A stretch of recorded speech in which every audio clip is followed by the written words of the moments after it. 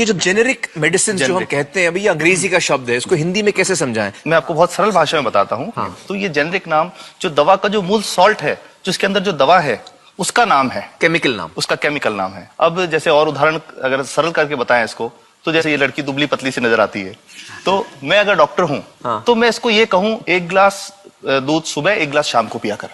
पर चिकित्सा के व्यवसाय में दुर्भाग्य से हमारे देश में ऐसा नहीं हो रहा। हम ये नहीं कहते कि आप भैंस का दूध लेके आइए, हम कहते हैं कि वो रामू की भैंस का दूध लेके आना। यही ब्रांडिंग है। ये जब उसकी दुकान पे जाती है, वो कहता है 500 रुपए लीटर है, लेना है कि नहीं लेना। तो जो 30 रुपए की चीज है वो 500 रुपए में मिलती है। तो अगर मैं डायबिटीज की दवा ले रहा हूं और अगर मैं ब्रांडेड दवा लेता हूं तो मुझे कितने की पड़ेगी? जैसे एक 117 रुपए में भी है, 117 रुपए में मिलती है। अब और अगर वही चीज हम उसके जेनेरिक मेडिसिन के नाम से लें तो वो कितने की बनती है? वो मात्र 1 रुपए 95 पैसे में 10 गोली मिलती है।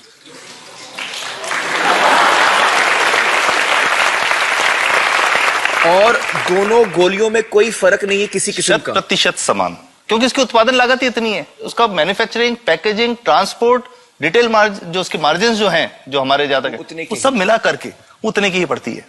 कुछ कैंसर के मैं आपको उदाहरण दूंगा, उसमें एक ही दवा जो ब्लड कैंसर के काम में आती है, बाजार में 1.25 लाख रुपए का एक पैकेट मिलता है। 1.25 लाख का एक पैकेट जो 1 महीने चलता है। और जेनरिक में वही दवा जेनरिक में अलग अलग कंपनीज जो बनाती हैं, एक 10,200 में बेचती है, एक 8,800 में बेचती है और एक 6,500 में बेचती है। मतलब ये आपका ये कहना है कि आपके ये प्रयास से इतने कम में राजस्थान में पब्लिक को, आवाम को ये दवाएं पहुंचा रहे हैं आप इस वक्त? जी, क्या बात है।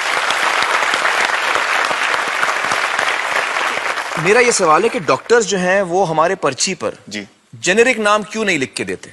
क्यों लिखते हैं वो ब्रांडेड? जाने नहीं देंगे बाहर फिर? नहीं, सब जाने देंगे। जब एक नया मेडिकल प्रैक्टिशनर जब प्रैक्टिस शुरू करता है, तो उसके पास जो कंपनी के जो मेडिकल रिप्रेजेंटेटिव्स होते हैं, सेल्स बढ़ाने का उनका काम होता है, मार्केटिंग प्रिंसिपल के हिसाब से सेल्स एजेंट होते हैं बेसिकली। फिर वो कहते हैं कि साहब आप हमारी जो दवा है यही लिखना, ये बहुत बेहतर दवा है, इससे मरीज ठीक होगा। और उनको डॉक्टर्स को लिखने के लिए उनको प्रेशराइज किया जाता है, उनको टेम्प्ट किया जाता है।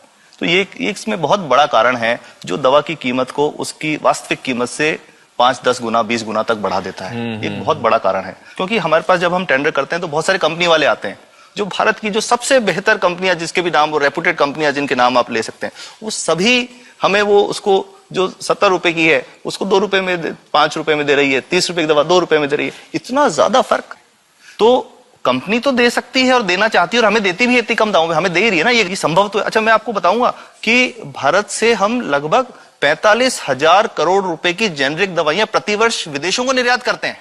आप भेजते हैं दुनिया भर में जेनरिक, ये जो सस्ती दवाएं हैं आप विश्व भर में भेजते हैं, और हमारे लोगों को नहीं मिल रही। हमारे देश में महंगी है, हमारे देश में महंगी है, और अगर ऐसा है तो हमें कोई ईस्ट इंडिया कंपनी की जरूरत नहीं, हम वापस उसी दिशा में जा रहे हैं। आपने जब ये शुरू किया तो आपको कोई रेजिस्टेंस फेस करना पड़ा राजस्थान में? देखिए, जो प्रयास हम कर रहे हैं ये बेसिकली धारा के विपरीत बहने का एक प्रयास है जी। काफी थ्रेट्स भी हैं, क्योंकि इसमें माफियाज भी हैं, ड्रग माफियाज जो ऑपरेट करते हैं।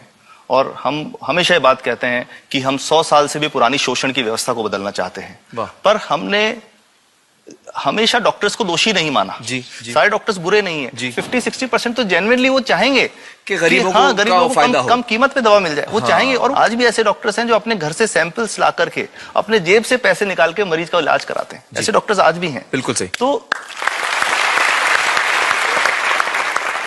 मैं इनको एक उदाहरण भी बताता हूँ कि कैसे हमारे जो काम वाली थी उसका बच्चा था छोटा, इंसिडेंटली हमको इस समय छुट्टी मनाने कोई बाहर गए।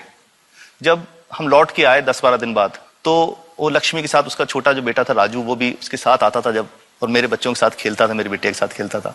तो वो लक्ष्मी अकेली आई, राजू नहीं आया। तो हमने पूछा कि क्या हुआ, तो उसने जो बात बताई कि साहब वो उसको, आप गए थे, उल्टी दस्त हो गया था। उल्टी दस्त की बीमारी के लिए वो जब दवा लेने गई तो केमिस्ट ने उसको कहा कि इसकी तो 400 रुपये लगेंगे। तो उसने कहा साहब मैंने खूब मांगा, मेरे पास 400 रुपये मुझे नहीं थे, और मेरा बच्चा रात को ही उसको दस्त आते रहे, वो खत्म हो गया। और मैं आपको ये कहना चाहता हूं कि वो जो दवा लिखी थी कि वास्तव कीमत 1.5-2 रुपए ही है, तो वो बच्चे की जान बच सकती थी।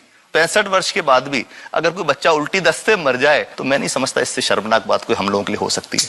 और सबसे बड़ी बात कि इसे आसानी से बदला जा सकता है। हमें सबको एक समन्वित, एक संगठित प्रयास करने की जरूरत है। ये तो कुछ भी नहीं है, कोई नई फैक्ट्री खोलनी नहीं, कोई नई दवा नहीं बनानी, ये सब जो गलत चल रहा है इसको रोकना ही तो है। तो दोस्तों, डॉक्टर समित की बातों से हमें यह पता चला है कि दवाइयों का जो कॉस्ट होता है, जो उनको बनाने का खर्च होता है, वो बहुत ही कम होता है और हमें इन कम दामों में ये दवाइयां मिल सकती हैं अगर हमारी राज्य सरकार जेनेरिक मेडिसिन की दुकानें खोले, जैसे राजस्थान सरकार ने किया है और जिसके लिए हम उन्हें सलाम करते हैं। एक बात और, अगर आप एक एनजीओ हैं और आप जेनेरिक मेडिसिन की दुकान खोलना चाहते हैं तो department of chemicals and fertilizers आपको 50,000 रुपए की ग्रांट भी देता है। डॉक्टर समित, आपने बहुत ही बेहतरीन काम किया है और इस बहुत ही अहम मुद्दे पर रोशनी डालकर हमारी आंखें खोल दी हैं और हमारी दुआ यह है कि जो काम आपने राजस्थान में शुरू किया है वो हर राज्य में फैले, देश के कोने कोने में फैले। बहुत बहुत शुक्रिया हमारे साथ बातचीत करने का doctor Samit, thank you so much.